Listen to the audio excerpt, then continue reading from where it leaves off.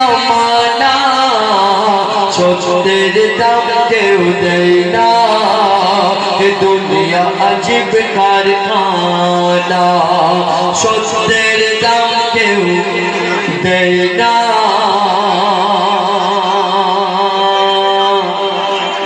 ये दुनिया अजीब कारखाना।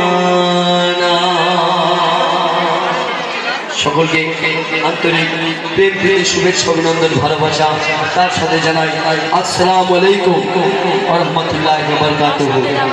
আটপুকুরিয়া গ্রামবাসী বৃন্দ সকলকে অনেক অনেক ধন্যবাদ আজকের এই সুন্দর অনুষ্ঠানে আসার জন্য।